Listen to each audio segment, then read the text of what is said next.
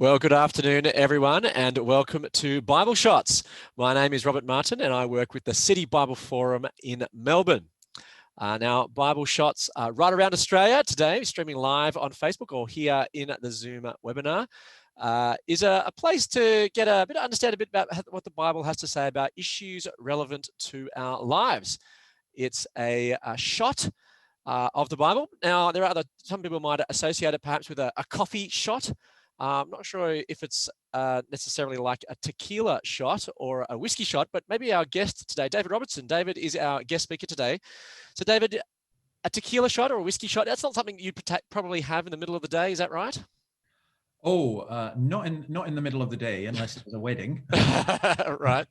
A whiskey shot, absolutely. And I think that's actually a very good thing because it's full of spirit, and it tastes good, and it stimulates, and yeah, I think it's not a bad description. Not a bad description. Well, it's a shot of the Bible, though, so it's not quite like whiskey or tequila or a coffee or whatever your shot may be. Today, we're getting a shot of the Bible in the middle of our day to get us thinking about some of the bigger questions of life. David's going to be speaking in a moment from the Old Testament wisdom book of Ecclesiastes about the not-so-new normal. So we'll be reflecting today on getting satisfaction. Why are wealth, wisdom, and sex not enough? So David's going to be answering those bigger questions to us today. Now, you can participate today by asking your questions. You can participate by asking in the Q&A function. If you're here in the Zoom webinar, you can ask a question in the Q&A box, and David will answer that at the end. Or if you're watching live on Facebook, you can just pop it into the chat function on whatever Facebook page you're watching this on, and we'll get those questions to David as well. So without further ado, I'm going to introduce our speaker today, David Robertson. David's an experienced presenter and debater on the place of Christian faith in the public sphere. He's a prolific blogger, which is at the Wee Flea, and he was the minister of St. Peter's Free Church in Dundee for many years before moving to Australia to join the City Bible Forum and lead a new initiative called The Third Space. He joined the team last year, and he's been with the team for a bit over 12 months now. So without further ado, I'd like to welcome David, and he's going to provide our Bible shot for today. Thanks, David. Okay, thanks, Robert. A blogger is what my colleague Steve McAlpine is from Ireland, but I am a blogger. Look, we're going to look at Ecclesiastes, and if you did have a Bible, you look at Ecclesiastes chapter 2, and I will read it, so don't worry if you don't. And please do feel free to ask any questions or comments as we go along. Now, why look at this particular book? I had a friend called Pele who was a drug addict, and she'd started coming along to the church. And one day she came to see me and she said, "Dave, can you give me kind of one of the books in the Bible that I could read?" And I said, "You know this, I'm going to give you Ecclesiastes." And she went away. I gave her just a copy of the book. And she went away and she came back the next week and she said, "Man, that was just awesome, just awesome." She says, "That was like Kurt Cobain on speed," which was, I thought was a very good description of Ecclesiastes. But she couldn't believe that all this was in the Bible, because what we're looking at today, for example, we're going to look in this shot. It's going to be a very intense shot. This is good malt whiskey shot. It's going to be laughter, pleasure, architecture, gardening, money, rest, stress, wine, women, and song. And what he's doing in all of this, Solomon is trying to work out what's the point of life. And he goes through this and he says, basically, I can't get no satisfaction. Now, beforehand, Rob and I were talking, and I was suggesting that he might burst into song and give us a guitar riff at the same time. But we've decided not to go that route because we want you to continue listening. So basically, he thought he was going to try things. He was going to test himself with pleasure to see if it worked. And he could do so. He was incredibly wealthy. He had a lot of political power as well. And he does this. Now, it's very interesting. He talks about it under heaven. And what he means by that is that he tried it. It was persistent. It was limited to what was under heaven. And it was serious. So let me read the first couple of verses. He said, "I said to myself, come now, I will test you with pleasure to find out what is good." That sounds like the kind of experiment that we would like to do.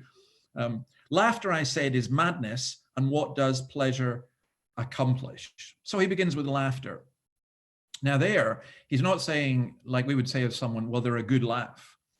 He's talking about superficial fun. Proverbs 14:13 says, even in laughter, the heart may ache and joy may end in grief. It's quite interesting, isn't it? How many comedians are depressives. And, you know, sometimes you see people and they're full of joking and they're full of fun. And yet when you get to know them, you find that the laughter often hides sorrow, pain, and grief. I've seen that a lot at funerals, that people are mourning, but at the same time, there's this attempt to deflate through laughter. He's not saying it's wrong, but he said it proved to be meaningless. And then verse 3, he goes on to say, I tried cheering myself with wine and embracing folly, my mind still guiding me with wisdom. I wanted to see what was good for people to do under the heavens during the few days of their life. Now here, he's not talking with wine. He's not talking so much about getting drunk. He is actually, to go back to the whiskey analogy, he is actually talking about drinking malt whiskey rather than drinking the cheap stuff and getting drunk on it. He's talking about taste. I don't know if you're one of these people, but you know, you might go to a posh restaurant and someone will come and you order some wine and they put the wine in just a little bit in, and you're meant to taste it, swill it round in your mouth and go, yes. I don't do it because I don't know much about wine, but my wife, and I'm glad she's not in the room to hear me say this, she's much more of a connoisseur of wine, so she will do it. And I had a Dutch friend once, I was utterly amazed. I don't know if you've ever seen this. He just tasted it, went, nah, not good enough. Send it back, get another bottle. I thought, wow, okay. I wouldn't have the nerve to do that. But that's what he's speaking about. He's saying these things are, he's not condemning these things. He's saying, I tried this. And he said, do you know, it was meaningless. Verse 4, I undertook great projects. I built houses for myself and planted vineyards. I made gardens and parks and planted all kinds of fruit trees in them. I made reservoirs to water groves of flourishing trees. I bought male and female slaves and had other slaves who were born in my house. Remember, in the context of that culture, that slave here largely would mean what we would now determine as servants. But that's what happened. They did own people. That was a common culture throughout the world. I amassed silver and gold for myself and the treasures of kings and provinces. I acquired male and female singers and a harem as well, the delight of a man's heart. I became greater by far than anyone in Jerusalem before me. In all this, my wisdom stayed with me. So what's he saying? He's saying he had many, many great projects. If you were to go to another book in the Bible called 2 Chronicles, we read about how Solomon built up villages, he built towns, he set up fortified cities, he created store cities. I mean, at the end of COVID, the government is talking, both Victoria, New South Wales, the whole of Australia, we're going to rebuild by having projects. Well, that's exactly what Solomon did. Although in this case, the building was not for the public good, but for his own pleasure. Now, what's interesting is that he also included gardens. I am not a gardener. I'm very thankful that I now live in an apartment where there is no garden. I do like going to the botanic gardens in Sydney, and they are amazing. And that's what he is talking about. Luxurious gardens were characteristic of royalty and nobility at this time. They often featured choice plants. They might contain a summer house, and they would usually be walled to ensure privacy. There were great public parks as well, and you'll note that he refers to lakes because, as in much of Australia, there's a need for reservoirs and dams because the plants needed to be watered. Now, he has a look at all of this, and he's really grateful for what he's been able to do and what he has made. And then he has wealth. All King Solomon goblets were gold, and all the household articles in the palace of the forest of Lebanon were pure gold. I grew up in the Highlands of Scotland, and there was one of the Arab sheiks who bought an estate there. And I remember a friend who was a plumber going to work on the plumbing, and he had to be searched coming out of the building because all the plumbing he's working on was gold. The taps were gold. The bath was gold. He'd never seen anything like it before. Well, that's what Solomon had. He had a great deal of wealth. And it may be that you're watching this and you're in a position where you have a significant amount of wealth. Doug Copeland says this: all you are doing with your life is collecting objects and nothing else. Money is important and it's good to have it, but Solomon said, I tried it, it didn't work. Verse 8, he's talking about women. I acquired a harem, he says. That's a kind of a disputed term. It could mean that he's talking about a cupbearer or a mistress or a lover, but it can also be a crude term which refers to women largely just as sexual objects. And we know that about Solomon. The Bible says he had 700 wives and 300 concubines, and his wife led him astray. I have no idea how someone copes with 700 wives. Some of you watching this will be thinking, well, I've got one husband or one wife, and that's enough. But in this context, wives were associated with political alliances.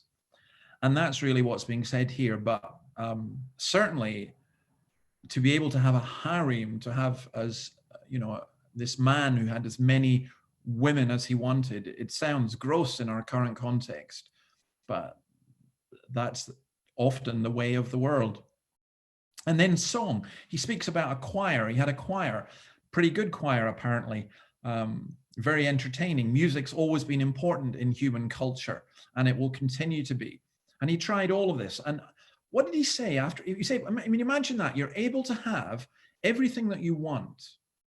There's nothing that can hold you back. You have all that you want. And you'd say, well, I'd be happy. I'd be happy if I had a bigger house. I'd be happy if if I had the new iPhone. I'd be happy if I had a better car. I mean, I look at the Australian or the Sydney Morning Herald, and everyone now and then you get someone doing a review of a car. I saw the latest one was a Bentley that was $450,000. Well, I'd be happy if I had that. I'd be happy if I had that man or that woman.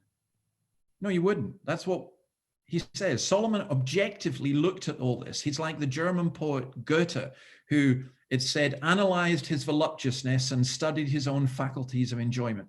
He said, yeah, there was enjoyment. He says, my heart took delight. There was a sense of achievement. I made all these buildings and these gardens. But at the end of the day, he woke up in the morning. He had to tell it like it was. He enjoyed his work. He enjoyed his pleasure, but he recognized that it was all pretty useless. He was disappointed. He was not getting satisfaction. Now, why was that? If you look over those verses again, he says, I denied myself nothing my eyes desired. I refused my heart no pleasure. My heart took delight in all my labor, and this was the reward for all my toil. Yet, when I surveyed all that my hands had done and what I had toiled to achieve, everything was meaningless, a chasing after the wind. Nothing was gained under the sun. Why was it pointless? Because 6 times he uses the refrain, I did it for myself, and it just didn't work. So what's being said here is that the pleasure seeking does not satisfy the spiritual thirst of the secular person. All of these things without Christ are ultimately pointless. So he goes on, verses 12 to 16. Then I turned my thoughts to consider wisdom and also madness and folly. What more can the king's successor do than what has already been done? I saw that wisdom is better than folly, just as light is better than darkness. The wise have eyes in their heads, while the fool walks in the darkness. But I came to realize the same fate overtakes them both. Then I said to myself, the fate of the fool will overtake me also. What do I gain by being wise? I said to myself, this too is meaningless. For the wise, like the fool, will not be long remembered. The days have already come when both have been forgotten. Like the fool, the wise too must die. Well, wisdom's pretty important. Now, let me just define wisdom just for a second. Wisdom is not Google. Google is replacing your memory. Wisdom, Google gives you lots of information. On the internet, you get lots of information, but you don't get wisdom. Wisdom is knowing how to apply what you've learned. There's no point in having lots of facts if you don't know how to apply it. And he says, look, wisdom was good. Wisdom is needed to give strength, to get success. He's saying wise people walk around with their head clear and they get on. Stupid people live dumbed down lives in a dumbed down culture. But he then says, verse 15, even with that, it's a real shocker, this one, actually. He says, both are the same because both cannot avoid death. The wise person will get COVID. The stupid person will get COVID. What's the point? Now, what Solomon's saying here is that if he can't find wisdom if he can't find meaning with all his knowledge and wisdom, then what chance do the rest of us have? I'm not being a poser here, but I'm reading just now Albert Camus on the meaning of life, basically. It's where he's looking at suicide and so on. And it's pretty heavy going. And he's brilliant. But at the end of the day, he's also saying it's just pretty pointless. So he's tried pleasure. He's tried all the things that money can buy. He's tried wisdom. The last thing he tries is this. Verse 17. So I hated life, because the work that is done under the sun was grievous to me. All of it is meaningless, a chasing after the wind. I hated all the things I toiled for under the sun, because I must leave them to the one who comes after me. And who knows whether that person will be wise or foolish. Yet they will have control over all the fruit of my toil, into which I have poured my effort and skill under the sun. This too is meaningless. So my heart began to despair over all my toilsome labor under the sun. For a person may labor with wisdom, knowledge, and skill, and then they must leave all they own to another one who has not toiled for it. This too is meaningless and a great misfortune. What do people get for all the toil and anxious striving with which they labor under the sun? All their days, their work is grief and pain. Even at night, their minds do not rest. This too is meaningless. Let me quote the great Swedish philosophers Bjorn and Benny, otherwise known as ABBA. I work all night, I work all day to pay the bills I have to pay, but still there never seems to be a single penny left for me. That's too bad. Money, money, money. It's a rich man's world. You work hard. And yet, since it all ends in death, what's the point of that? Death not only destroys wisdom, but casts its shadow over much of life. So the teacher says, I hated life. I hated it. I hate work. I hate the basic daily grind, the daily responsibilities. And that did happen. The one who came after him, his son Rehoboam, destroyed much of what he had built up. And so he says, my heart began to despair. Despite wisdom, knowledge, skill, work, family, everything, there's no escaping death. There's no guaranteeing what comes after. And so what? All hope of a worthwhile life has gone. Wisdom and pleasure have failed. Human endeavor cannot be remembered, retained, or passed on. It's not just useless, it's unfair and it's unjust. Nothing except pain and sleepless nights caused by the frustration of knowing it's all pointless. Doug Copeland, again, the Canadian writer, I love what he says about this. He says, as the expression goes, we spend our youth attaining wealth and our wealth attaining youth. And he's saying, basically, it's all pointless. So let me summarize this before we ask any questions. Please do feel free to put them in the chat, or if you've got any you want to ask. How do we get satisfaction then? Well, this is done under the sun. And I would argue that under the sun is really difficult to get satisfaction. You actually spend a lot of time drowning your sorrows. So for example, I appreciate, as you gather from the beginning, I do appreciate malt whiskey. Getting drunk on it, I don't ever do, for two reasons. One, I can't afford it. I'm Scottish, and it's, I can't afford that kind of expensive stuff. But the main reason is simply this: why? Why would I? You deny yourself all of the pleasure of the thing by overindulging or abusing it. And that's what's being said here. Please don't misunderstand me. The Bible is not saying all these things are evil and wicked. In fact, the Bible's basically saying most of them are good. But you need to know how to use them, and you need to be wise in that sense. And it's saying under the sun, you need to think about how you have a relationship with God. So let's just go through them very quickly. The pleasures. It is God who's the giver of pleasure, not the devil. The devil distorts it. Laughter. The Bible's not saying there's no place for laughter, but it's the timing and object of this laughter. Wine. Jesus turned water into wine. He could hardly have been against wine by doing that. We have communion. We're told to be filled with the Spirit and not drunk with wine. Great projects. Creative and artistic skill. We reflect the maker, the creator, by being creative. Wealth. It's not wrong to have wealth, but it's what you do with that wealth that's important. If it's self-indulgent, then it's wrong. What he says about women, we're trying to hear about relationships. Solomon in Proverbs talks about rejoicing with the wife of your youth. And here it's not women or men as objects. It's funny, you know, I'm a great believer in women's liberation. In fact, I just joined a women's movement yesterday. That's another story. But it's funny that as we've gone on with, you know, supposed more women's liberation, we've ended up with women and men being more objectified in terms of sex. And here we're talking about men and women as partners together, rejoicing in one another and in God. Song. Christians are a singing people when we're allowed to be.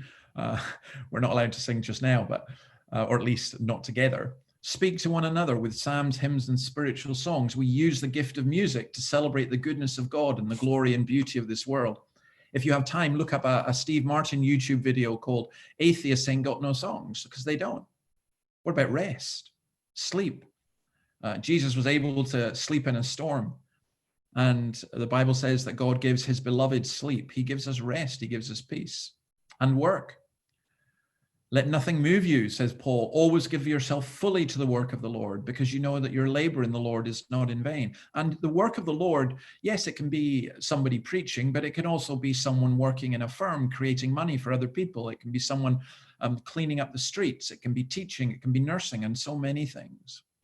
So it's straightforward. Let me summarize it this way.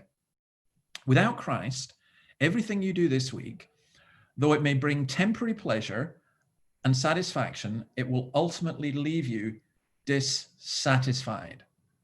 It's like drinking salt water to quench your thirst. With Christ, even the most mundane, boring, and seemingly meaningless task can be transformed into something beautiful. So I do pray that God would bless you. I pray that you would know satisfaction. And I pray that if you as yet do not know Christ, that you would come to know him, because it's in knowing him that all these things get added to you. So we'll leave it there. If there's any questions or comments, that's fine. And Rob, and if there's not, we'll let you go and enjoy your lunch, or hopefully you've been enjoying your lunch while you've been having this. Let me go and enjoy my lunch. Sure, that's it. It will not be a liquid lunch. That's right. It's a shot of water there, perhaps there, David. Well, thanks for the Bible shot that you've given us today. There's a few minutes. Haven't got so many questions coming through yet, but I've got a couple of questions just to maybe get the ball rolling a bit there, David, just to sort of dig down a bit into some of the things that you've raised. You made the point there that death makes things pointless. If you achieve great things, kind of what's the point? There are some who would respond to that by saying, well, actually, death means, therefore, that everything that we do in this life makes everything very meaningful, because this is the only life we have. Therefore, we need to maximize the life here. So therefore, rather than death making everything meaningless, it actually makes everything we do now meaningful. How do you respond to that? Well, it's an absurd meaning, or a very shallow meaning. I go back to Camus. Camus says it is absurd, but that you've got to recognize the absurdity and then just get on with it and enjoy it. So it's more or less saying, eat, drink, and be merry, for tomorrow we die. The problem with that, logically, if you think about it, we work hard at really things. So let's take one example that Solomon uses. Let's say you spend 20, 30, 40 years of your life building a beautiful home, a beautiful house. And at the end of your day, you look back and you can say with satisfaction, well, I've got this beautiful house, I'm going to pass it on. You pass it on. But what Solomon says is, who knows whether your son or whoever it is not just going to gamble it away within 5 years? Who knows whether it's not going to burn down? He's saying, you work with all these things, but, it does end up under the sun just being meaningless. Now, you can give yourself, I'm not saying that anyone watching this saying, well, I have no meaning. Yes, of course you have a meaning. You have a meaning in, you're going to look after your family, or you're going to build something, or you've got a particular purpose in your job. And I'm not saying that is totally worthless or has no meaning, but ultimately in the context of much more than the immediate present, actually, yeah, in the grand scheme of things, it boils down to very, very little. And I think that's a big issue. But you're then saying that the Christian message then offers something more than what the solution there, or the issue there. The Christian message offers something more. Yes. So what it's like, I think Bob Geldof at Live Aid and Mid-Year, when they did Live Aid, which, it always struck me that this was just a stunning statement.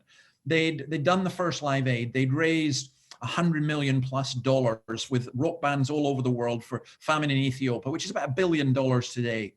And at the end of it, Bob Geldof turned to Mid-Year and said, "Is that all? Is that it?" And I think what Solomon is doing, he's not saying these things are wrong. He's saying, is that it?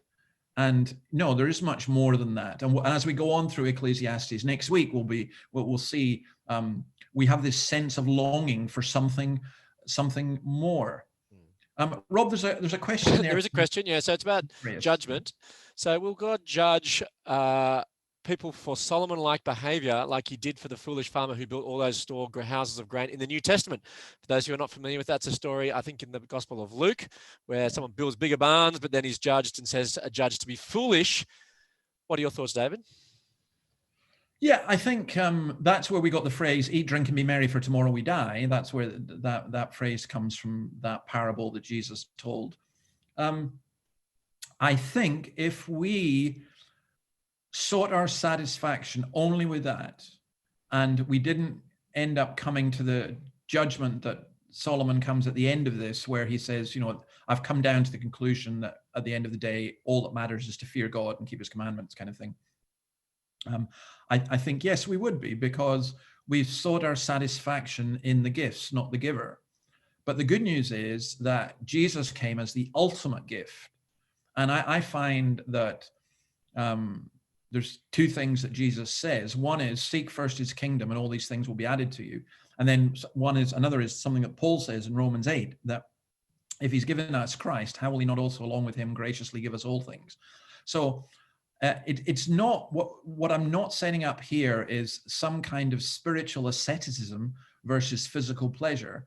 What's being set up, as you yourself in the question you asked indicated, is that the physical pleasure without Christ is not only not enough, but it ends up being damaging. So,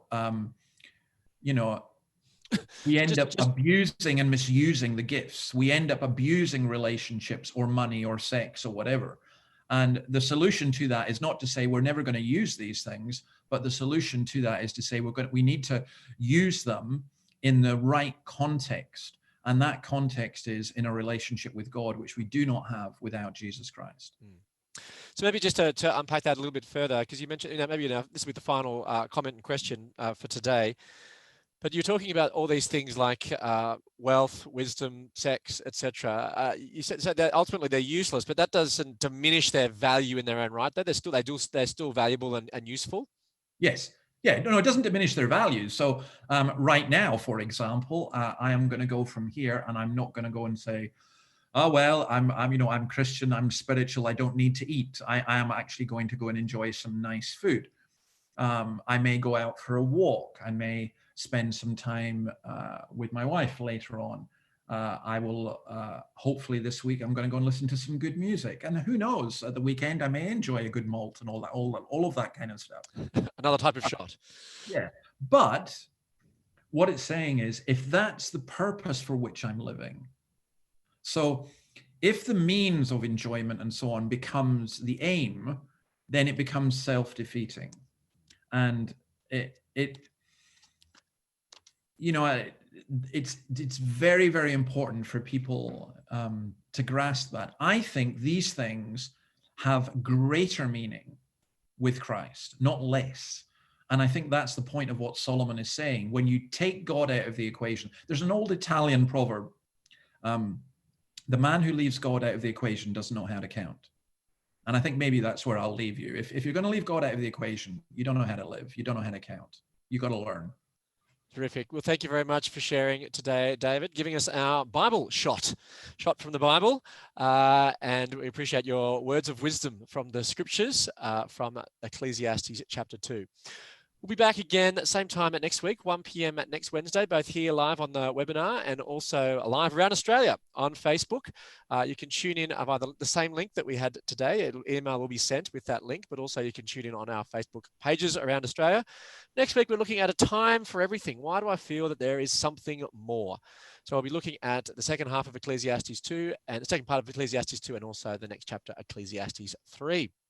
So I hope you've enjoyed today's shot from the Bible. As I said, we'll be back again next week. And if you'd like to find out more about the Christian faith, perhaps that this has piqued your interest and you'd like to find out more about the God who provides meaning more than money, sex, and wisdom, then please drop us a line at City Bible Forum and we'll be able to help you out and be able to serve you and be able to give you some resources and some other tools to investigate Christ more and also investigate the Christian message further. So let us know and contact us in your local centre, your local city, or just send us an email at info@citybibleforum.org.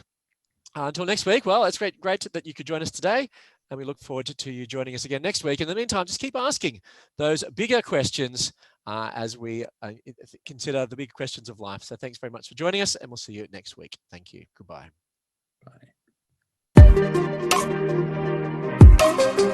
Bye.